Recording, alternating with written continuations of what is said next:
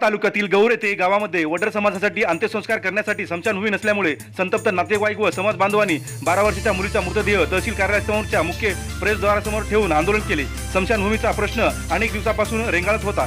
शुक्रवारी पहाटे वडर समाजातील सरस्वती सुरेश पवार वय 12 वर्षे या मुलीचे निधन झाले। नातेवाईकांनी अंत्यसंस्कार करण्यासाठी तयारी केली, मात्र गावात जागा नसल्याने वाद निर्माण झाला। अखेर संतप्त ग्रामस्थांनी सकाळी 10 वाजता बालिकेचा मृतदेह थेट पूर्णा तहसील कार्यालयाच्या मुख्य प्रवेशद्वारावर ठेवण्यात आला। या गंभीर आंदोलनामुळे प्रशासनाची मोठी धावपळ झाली। तहसीलदार माधव बोतीकर, नायब तहसीलदार प्रशांत थारकर, पोलीस निरीक्षक सचिन बेंद्रे, गटविकास अधिकारी नारायण मिसाळ यावेळी तात्काळ घटनास्थळी पोहोचले। तब्बल 3 तास मृतदेह तहसील कार्यालयाच्या मुख्य प्रवेशद्वारासमोर ठेवण्यात आला होता। त्यानंतर प्रशासनाच्या वतीने वडर समाजाला ठरावाची अंमलबजावणी करून जागा देण्याचे लेखी आश्वासन दिले। दुपारी गौर येथे बालिकेचा अंत्यविधी करण्यात आला।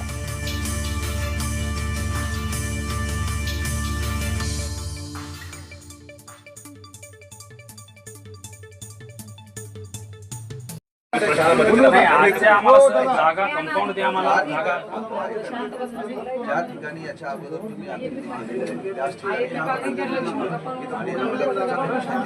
शेतकरी आहे त्याच्यावरती नागरिक होतो काय होतो त्याच्यावरती पुढची कारवाई करायला आम्ही ऐकला एक मिनिट सर, आम्ही तुमचे सर साहेबांचं ऐकून 4 दफन आम्ही केले सर।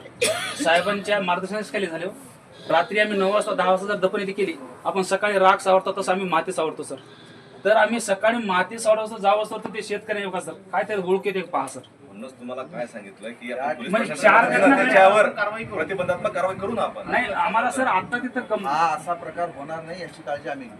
नाही आम्हाला सर ती जागा आम्हाला हे करून द्या। ऐका ना, ही कुठली पण जागा जर त्याच्यासाठी आजच प्रस्ताव पाठवू, तुम्हाला वाटत दाखवतोय ते आपण मॅनेजरला प्रस्ताव पाठवू, तोपर्यंत हा विधी आपण उरकून घेऊ आणि ते नागून टाकणार नाही याची दक्षता आम्ही घेऊ ना।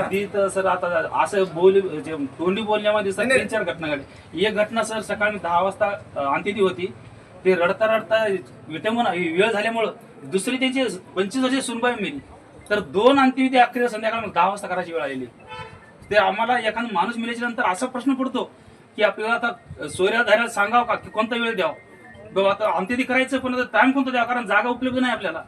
तर त्याचे आम्ही सोयऱ्याधाऱ्याला सांगायला बंद केले की आम्हाला जागाच नाही, तर आपण सोयऱ्याला सांगू किती बस आज उद्या होते का आज होते। 5 जण आपण चर्चा करूया। 5 जण कोणी तहसील कार्यालयासमोर डेड बॉडी आणली, काय सांगाल? सर आमच्या वडार समाजासाठी स्मशानभूमीला जागा नसल्यामुळं 4 महिन्यात 4 घटना घडल्या।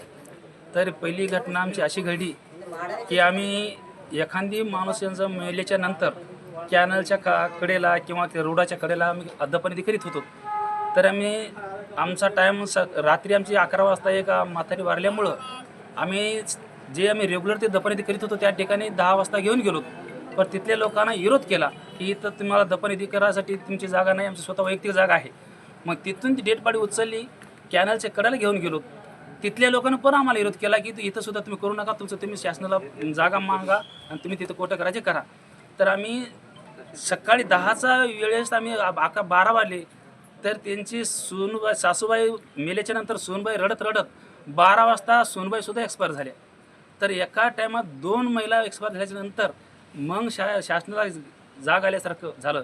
मग यांनी आम्हाला शिंदेसाहेब मंडळ अधिकारी साहेबांनी फोन करून, सरपंच आमचे आणि मुकुंददादा भोळे साहेबांनी यांनी फोन करून म्हणजे एक वेळेस त्यांनी तुम्ही जवळ काय आहे तिथं म्हणजे जागा कुठं आहे का? तर आम्ही आमच्या जवळ तिथं आडगाव सोगाची गायरान जागा आहे। मग त्यांना सुचवलं गायरान जागा आहे जवळ। मग ते स्वतः येऊन म्हणले तिथं तुम्ही दफनविधी करा। मग आम्ही रात्री 10 वाजता जाऊन त्या आडगाव सोगाच्या गायरानमध्ये दफनविधी केली, दोघांची एका ह्याच्यात। तर आम्ही सकाळी तिथे गेल्याच्या नंतर ते दफनविधी केली होती, तिथं सकाळी आम्ही माती सावडा जावं असतो तर संपूर्ण तिथं शेतकऱ्यांनी लेवल करून टाकलं। म्हणजे माती सावडा सुद्धा जागा शेतकऱ्यांना प्रूफ ठेवलेला नव्हता। तर ते आम्ही तहसीलदार साहेबाला दुसरी कल्पना केली, साहेब असं असं झालेलं आहे, आमच्या विटंबना झालेली हे झालेत। म्हणजे हो द्या, एक दिवस तुमच्या नावावर आम्ही करून देतील आणि नंतर आपण ते कायमचं तुमच्या प्रश्न सुटल। तर ते म्हणता पुन्हा 1 महिन्याच्या नंतर पुन्हा एक घटना घडली। पुन्हा साहेबांनी विचारलं, पुन्हा साहेबांनी असे मध्यस्थी करून पुन्हा त्याच ठिकाणी आम्हाला दफनविधी करायला सांगितलं। मग ते दफनविधी केल्याच्या नंतरही त्यांनी दुसरी ती शेतकऱ्यांनी तीच परिस्थिती आणली, पुन्हा नांगरून फिरून लेवल केलं। मग आता नंतर वारंवार साहेबांना आम्ही 4 महिने झालो रेट आलो तहसीलदार साहेबांना तिथं पोलीस स्टेशनला, पण यांचा गांभीर्य न घेता आम्हाला वारंवार नुसतं म्हणजे फक्त काढून दिलं आम्हाला। आपण जागेसाठी मागणी केली का प्रशासनाला? प्रशासनाला 4 महिन्यापासून 2 वर्षापासून अर्जबाजारी आहे। आणि या 4 महिन्यापासून तर मी दर 8 दिवसाला तहसीलमध्ये येत असतो, स्वतः येत असतो, वारंवार विचारत असतो कुठं गाव आलेत. हे एकूण एकाला ढकलाढकली चालू आहे. ते बीडीओचं काम आहे, त्या ग्रामपंचायतचं काम आहे, ही आडगाव सुगाचं जागा आहे.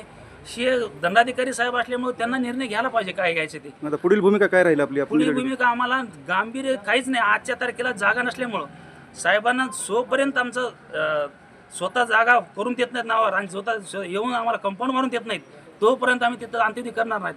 नाही जर दिली तर आम्ही तहसीलला अंत्यविधी करायला तयार आहोत. आज शासन प्रशासनाने ठोस निर्णय घेऊन आम्हाला लेखी आश्वासन दिले आणि आज जागा आम्हाला 20 गुंठे आमच्या समाजासाठी ते आरक्षित करून स्वतः तहसीलदार साहेब, PI साहेब हे टोटल होते आणि तो आम्हाला जागा उपलब्ध करून देणार आणि या आयुष्य आम्ही आज समाधान झालो. गौर लगत आडगाव सुगाव शिवारातली एक गायरान आहे, त्या गायरानमधली 20 गुंठे जागा आम्हाला लेखी स्वरूपात दिलेली आहे.